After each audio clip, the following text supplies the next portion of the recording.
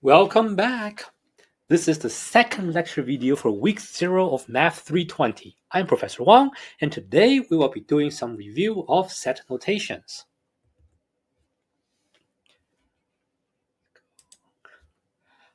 This lecture will primarily concern a review of notation and basic concepts. Most, if not at all, of this should be familiar from Math 299. For the part specifically concerning sets, our textbook, Ross's Elementary Analysis, also has a summary on pages 356 to 366. We begin by reviewing what is a set. A set is just a collection of objects. In this class, sets will typically be of numbers, though sometimes we will have sets of sequences, sets of functions, or sets of other funky things. To indicate we have a set, we list the elements, the members of the set, within a pair of braces. An important fact of the brace notation is that it is a statement about what is in the set. So listing the number 1 between the braces is the same as saying the number 1 is in the set. Hence, elements in the set listing are unordered and unique. By this I mean it doesn't matter which order you list the elements, and it doesn't matter how many times you list one element. The 3 sets displayed on the slide here all refer to the same set, since they all boil down to saying that the number 1, the number 2, and the number 3 are each elements of the set. Here, we recall the notation for some special sets. First, we use n, usually displayed in this blackboard font, to denote the natural numbers. In this course, we start counting from 1. Some other mathematicians, and often computer scientists, start counting from 0. And for them, the set n includes 0, 1, 2, 3, and so on. For us, n starts at 1 and does not contain 0. If we ever need a set that includes 0, we will write n0 and 0. Second, we use z to stand for the integers. This includes all the natural numbers, their negatives, and also 0. As you may tell, I have a slight Hong Kong accent when I speak, and in Hong Kong we use British English, and so frequently I will call z z, like our Canadian friends. Please don't be confused.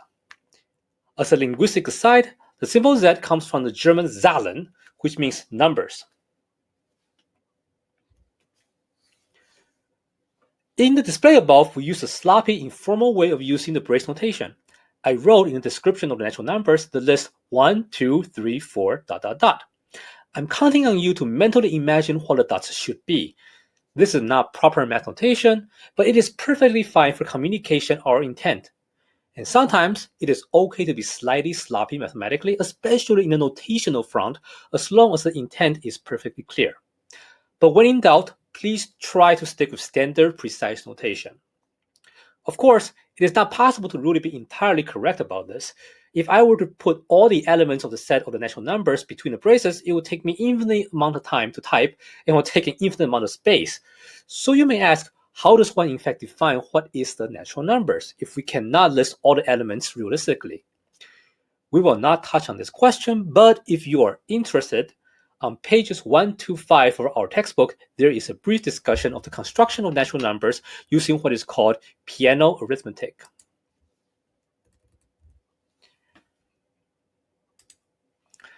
This is actually a good spot to make a philosophic digression. Mathematical practice comes in 2 flavors, reduction and deduction. What's the difference? Here's a quick illustration. What we know as facts right now are in the middle. Reduction distills from a consistent set of facts, a minimum collection of axioms upon which the facts all follow as implications. Deduction starts from a consistent set of facts and derives additional facts that must follow logically. From your point of view, having learned calculus already, your known set of consistent facts include a large amount of the calculus statements that we will touch on in this class. But the main point of this course, being how these calculus statements can be set on firmer foundations, is precisely the outcomes of a reductive study considered by 19th century mathematicians. However, we will be presenting how these reduced axioms are tied to calculus as we know it in a deductive manner. In fact, the mathematical activities you will be doing in this course are mostly entirely of the deductive nature. In some way, reduction is harder. It is going against the grain, and to accurately reduce, you have to be able to first fluently deduce. I went on this tangent because the question raised in the bottom of the previous slide about how one can define the natural numbers is a perfect example of a reductive query. Let's get back on track. Here are some more special sets. We use Q for quotient to denote the rational numbers. Remember that the rationals are numbers which can be expressed as A divided by B, where A is an integer and B is a natural number. We use R to denote the real numbers. This is the main player in this class. As an aside, for the first few lectures, I will be a bit loosey-goosey about what the real numbers are. I will count on you to supply intuition based on your previous experience for some of the warm-up discussions.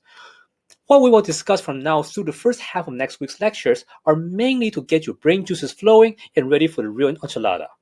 We will start in earnest about real analysis by the end of next week. From then on, I hope to provide you with a firmer understanding of what the real numbers are. Now here's a notational comment. The symbol that looks like the letter E means is an element of, and is usually pronounced is in. So in the description of rational numbers, we have that A is in Z, which means that A is an integer. We will also be using frequently the notion of subsets. Using this C-shaped symbol, we denote that A is a subset of B, which means that every element of A is also an element of B. Notice that A can be equal to B by this definition. In fact, B is always a subset of B, since every element of B is also an element of B. To give some easy examples using sets we already mentioned, the naturals N is a subset of the integer Z, which is a subset of the rationals Q, which in turn is a subset of R. Frequently in this class, we will need to build new sets out of old. In particular, we will often need to specify particular subsets of one of N, Z, Q, or R. To do so, we will use set builder notation. We write a pair of braces with a colon in between, and two statements, one before and after. The before statement indicates which set we use as our ingredient to build a new set. The after statement gives some conditions that must be satisfied by the element. Note that some people use a vertical bar instead of a colon in this notation. To give an example of the notation at work, the set of all even integers can be written in such a form. Before the colon, we specify x is in Z, since we're looking at special class of integers. Behind the colon, we specify what makes x special. It can be written as twice of another integer, which is what makes it even. To give another example, the irrational numbers are those real numbers that are not rational. We can write it in set builder notation as x in R such that x is not in Q. Let me point out the slash notation here. Slash in mathematics frequently means negation. So slashing the in symbol means not in, and x not in Q means x is not an element of Q. Similarly, if I slash the subset of notation, we get that A is not a subset of B. Finally, we will need to think about unions and intersections. The union of any number of sets is a set that contains the element of all of the sets. In other words, an element is in a union if it appears in at least one of the individual sets. The intersection of any number of sets is their overlap. In other words, an element is in the intersection if it appears in all of the individual sets. To give some examples, the set N0 we talked about before, which is the natural numbers including 0, can be written as the union of the natural numbers N together with this set. This set in brace notation shows It is a set containing only one element, the number 0. So the union of these two sets contains 0, which is in the first set, and all natural numbers, which is in the second set, making it precisely n0.